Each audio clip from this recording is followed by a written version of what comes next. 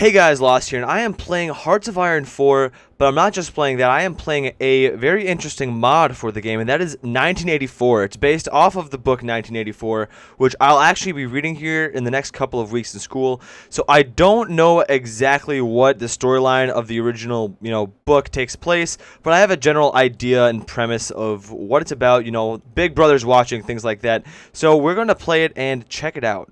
So looking at the three starting points here, I've read a little bit more about the mod, and it is focused more for a more competitive multiplayer setting, though you can play it by yourself, with AI.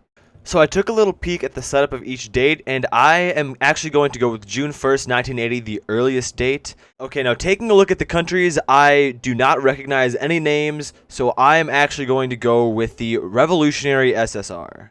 Now, I just started up the game, and it appears that all of mainland Europe, including all of Russia and some of the Middle East, is all one faction. There's also Free Africa, Free Arabia, and Free India, kind of parts of Asia, is one faction. There's the frontier at the tip of Africa, and there's also all of the Western Hemisphere, which is all one giant faction. So there's a lot of very large factions that are going to have to fight each other at some point. So taking a look here at the focus tree, it doesn't look like there's any major ideology changes or anything like that. And there is no defined pathway, left or right, one side or the other. It's all kind of objectives that we're going to go through eventually. So I think I'm going to take the left path and then down through the right path, at least as far as I can, because the left path gives you a larger population or recruitable population, and that seems to be a problem since I only have about 900,000 recruitable population right now. Everything else on the focus tree is pretty basic stuff, make your doctrines go faster. So we'll get to that eventually, but I'm going to mainly focus on the gigantic right column right now. So taking a look at the country's government tab, there's this thing called the Intel and Security Focus. I'm not exactly sure what they're supposed to mean or what they're supposed to do, but it has a lot of positive and negatives, and from what I've seen, the best way to go would probably be Thought Control. Eyes of God has, similar things that are better, however, each one kind of trades off. If you want to pick a middle one, obviously the Balanced Operations would be the best way to go, but I think Thought Control is where I'm going to lean to when I have the chance.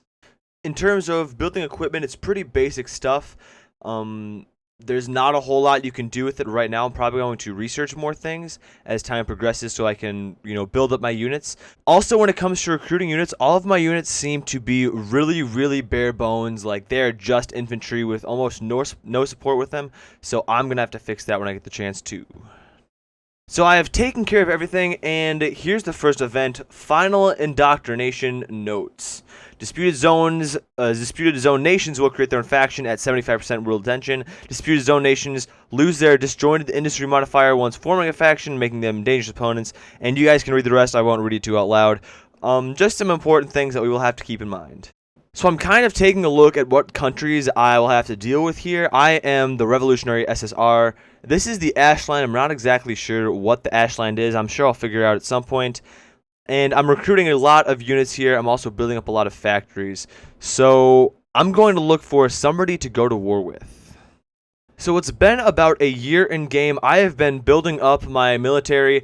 I now have 2 million recruitable population, which is much better than 900,000. I'm going to throw my troops over on the eastern border with the Free Arabia country, and I'm going to justify a war against them, and hopefully that'll turn out well. My units are still very bare bones since I haven't gone to war with anybody yet, so I don't have the points to give them any equipment, so let's go. So it only took 28 days to justify a war against them, so now I put all my troops on there, and they should be walking through Free Arabia from what it looks like. They're pretty thinly supported there. I'm hoping I can capitulate Free Arabia fairly soon since it's 1982, and there's not much longer till 1984, and I'm curious to see what is going to happen once that date comes.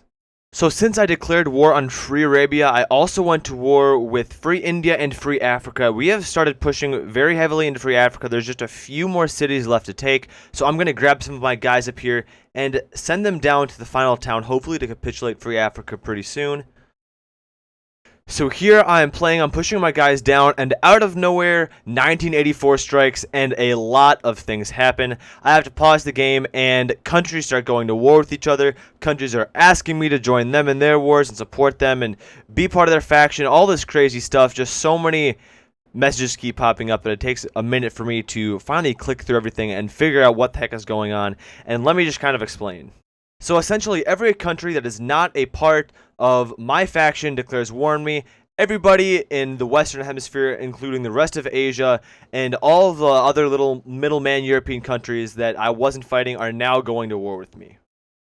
So if you see on the map and you see Free India down there, there's kind of that little chopped up section. All my guys are surrounded because when we weren't at war, I marched right across Persia and took a large part of Free India, only to have Persia become my enemy and completely engulf most of the armies that I had over there, which kind of ticks me off. So my entire advance in the east is completely stopped because now I have to deal with Persia, and since most of my units are gone, that's a whole different thing I'm going to have to deal with. My advance through Africa is still pretty successful, and they will capitulate soon. However, I'm not going to show that in this video. At this point, I'm actually going to call it off because I don't feel like having to fight almost every square inch of the rest of the world and have to take them out.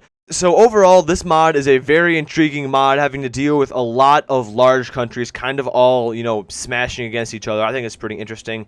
I don't know how accurate it is to the book itself, or I'm pretty sure there's a movie about it. However, I will say this mod is not for everybody. Like I said at the beginning, it is more focused for grabbing a couple of friends and having a large-scale kind of PvP match. But I do think it's a cool mod that you could probably hop on, do it in a few hours, and kind of have a good experience from. So we're getting to the end here. Hope you guys enjoyed. Thank you guys for watching. Subscribe for more content like this. I will see you guys later.